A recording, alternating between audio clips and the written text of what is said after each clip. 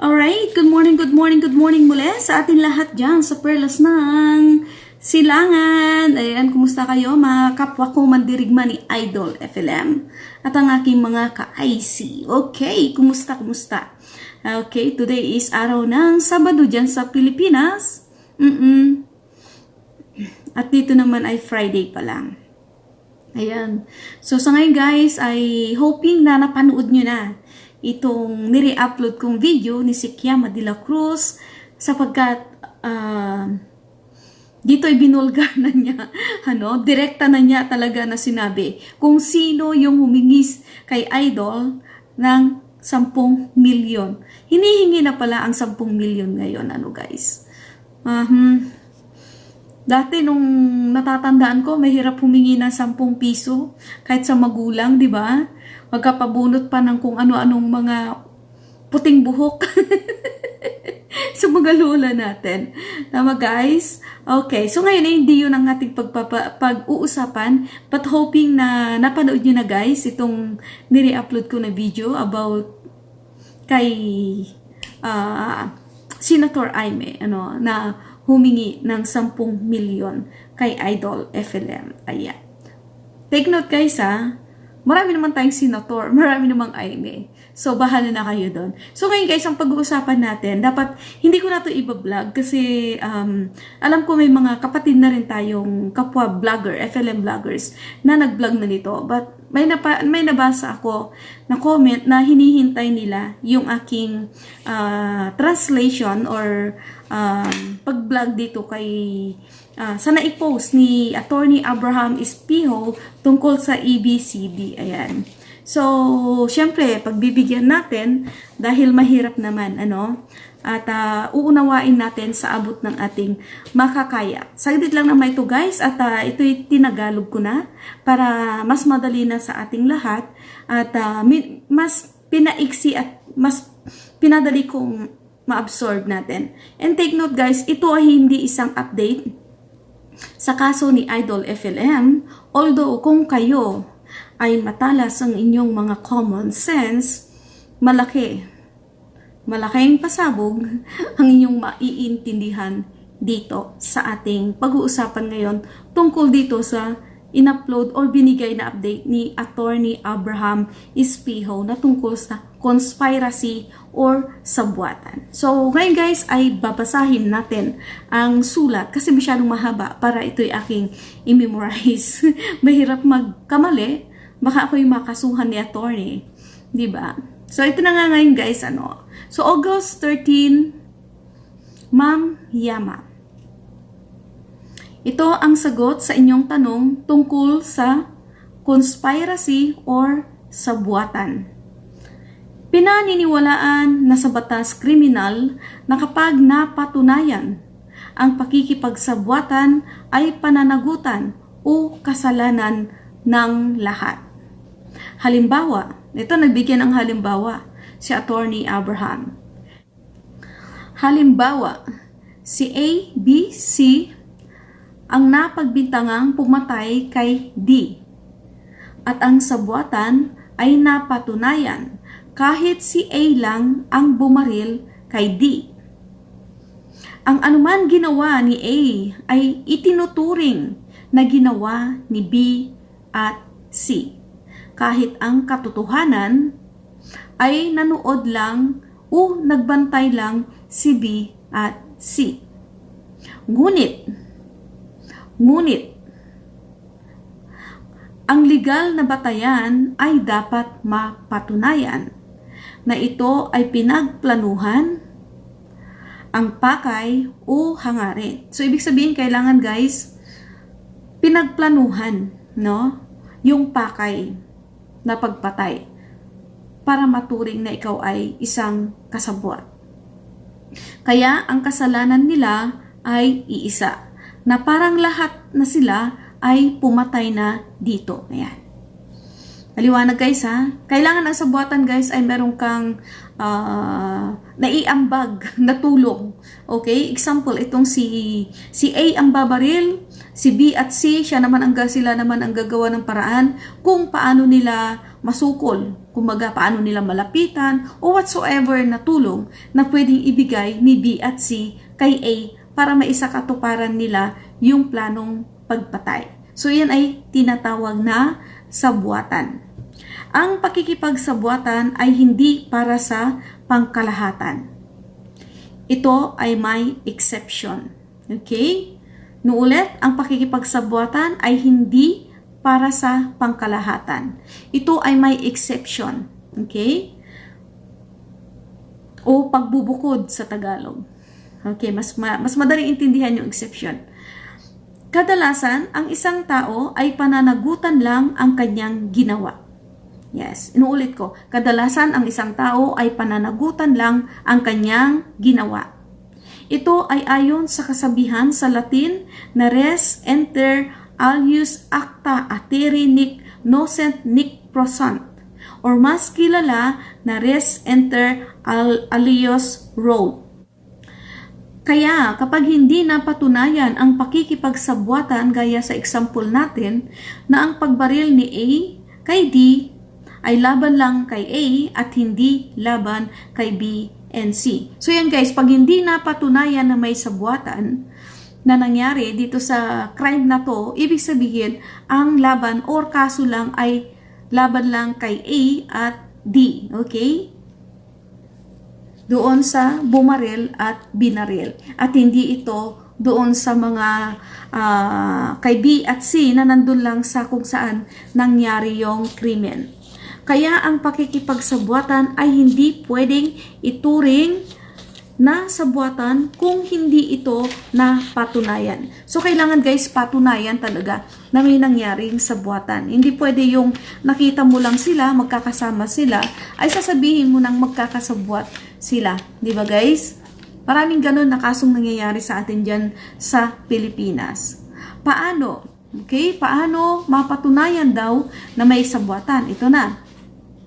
Kaparis ng antas ng pagpapatunay ng beyond reasonable doubt or kailangan patunayan na matibay at walang pag-aalinlangan. So yan guys, ito na nga guys, like we said, kahit binaril ni A itong si D at nandoon si B at C, no? At nasa yung presensya nila nandoon, ibig sabihin, kailangan mo pa rin patunayan na may sabwatan ngang nangyari. Na ang pagplanong pagpatay ni A kay D ay pinagplanuhan nilang tatlo at hindi lang iisa.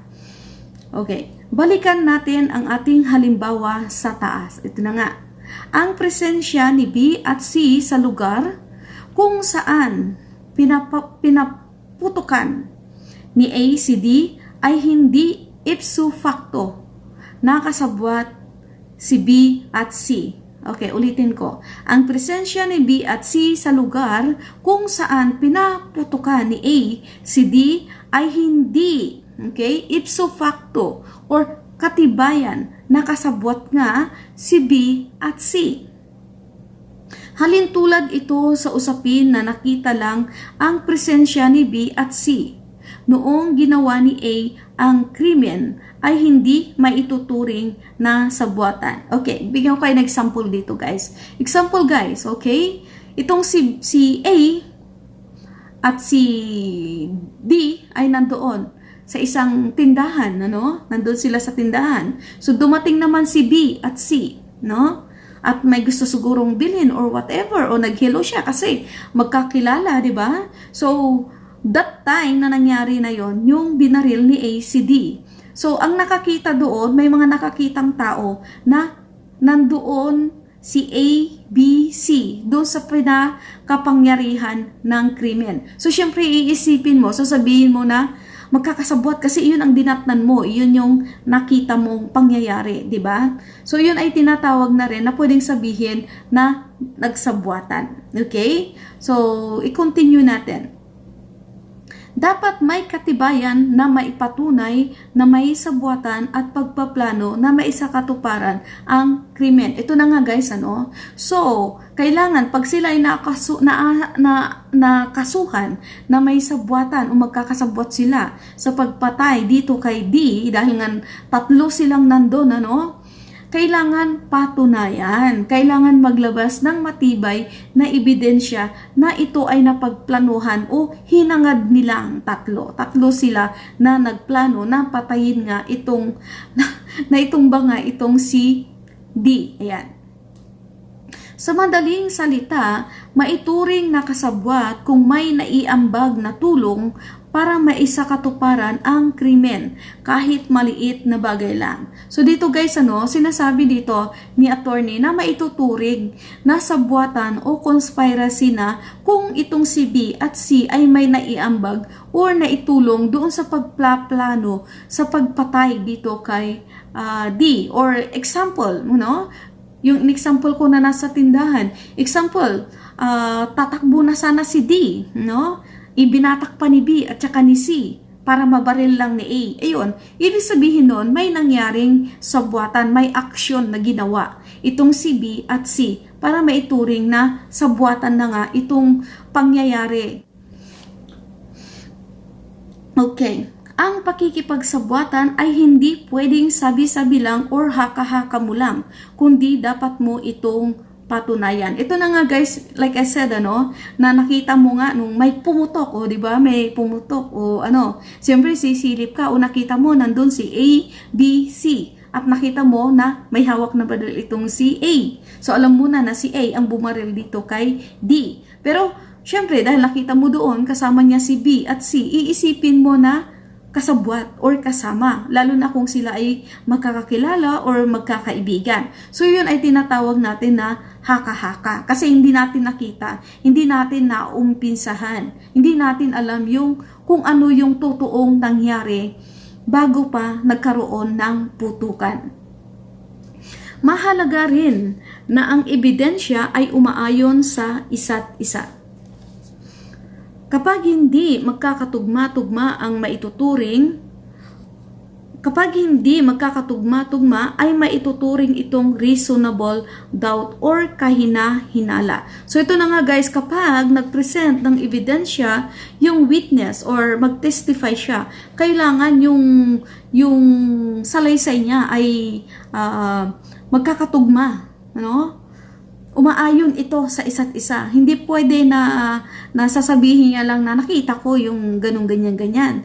Siyempre, maraming tanong. Yung sa tatanungin ka ng abogado, ano pa yung iba mong nakita? Nakita mo ba na magkakasama sila? Ano pa yung nakita mo nung bago iputok yung baril? Yung mga ganun. Siyempre, sasabihin mo lang, nakita ko lang.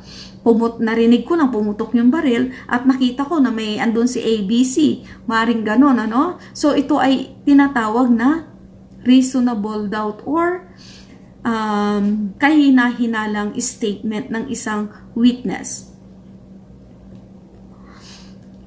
Okay. Mahalaga rin ang ebidensya ay umaayon sa isa't isa. Kapag hindi magkakatugma-tugma ay maituturing itong reasonable doubt or kahina-hinala.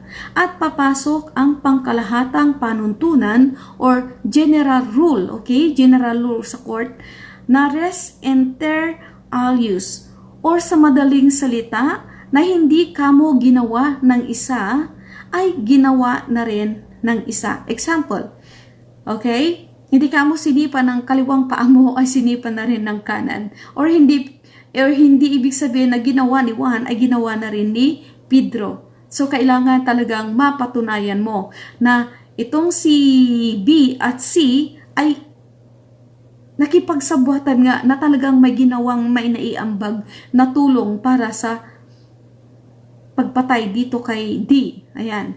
Hoping hindi ako maano na naman dito. Bawal sabihin yung mga words. Okay. Paano mapapatunayan mabuti ang tinatawag na sabwatan? Okay. Paano daw mapapatunayan? Okay. Na kailangan maidiin mong may sabwatan na nangyari. Dapat, kailangan maraming testigo. Nuulit ko, dapat kailangan maraming testigo. Ang iisang testigo ay hindi sapat upang mabuo ang paniniwalang beyond reasonable doubt o wala nang duda na nagkasala. So inulit ko, kapag iisa lang ang testigo ay hindi, okay? Hindi ka panipaniwala na ito ay may tatawag ng beyond reasonable doubt, or yun na nga yung masisentensyahan ka na wala na ngang duda na ikaw ay nagkasala. Ikinalulungkot ko, ito na yung ni Attorney Spio, ikinalulungkot ko na hindi ako pwedeng magbigay ng komento sa kasalukuyang kaso ni Francis Leo dahil mahigpit ang utos ng korte na ipinagbabawal ang pagtalakay sa kaso sub judice. Ayan. So, kinalulungkot daw ni Attorney Espijo na hindi niya pwedeng talakayin o bigyang komento itong kaso ni Idol FLM sapagkat ito ay ipinagbabawal sa korte. Ito ay inutos. Bagamat. Okay? Ito na. Gamitin na natin ang ating mga common sense. Ang ating mga matatalas na chikadorang brain. Ayan. Bagamat, sana ang maikling pagtalakay sa usapin, sa buwatan, ay nasagot ang inyong katanungan. Regards, Abraham Espijo. Ayan, guys. So yan guys sinabi niya dito sa bandang dulo na bagamat sana ang maikling pagtalakay sa usapin sa buwatan or conspiracy ay nasagot ang inyong katanungan. So yan guys, yan na yung ABCDE na pinoproblema ng marami.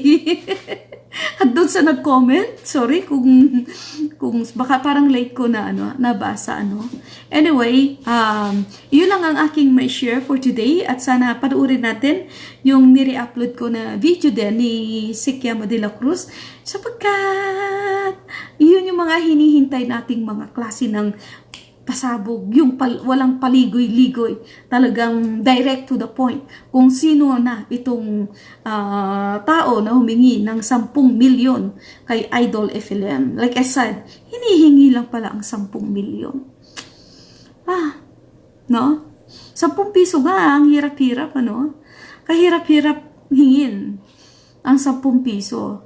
Bubunot ka pa ng puting buhok ni Lola, ganun. Yun lang guys, and happy morning everyone dyan sa Perlas ng Silangan, at muli binabati ko ang lahat ng ating mga OFW all over the world, at ganun na rin syempre sa ating mga migrante, sa ating mga migranteng naging citizen na kung saan bansa sila nandun hanggang sa naging senior citizen. Ayan. I love you all guys. I'll see you again later, and please don't forget to watch yung video ni-upload ko about kay Senator ay nahumingi ng 10,000. Yun lang guys, and have a nice day everyone. Lalong-lalo na sa inyo dyan sa bansang Perlas ng Silangan. Have a nice day. God bless.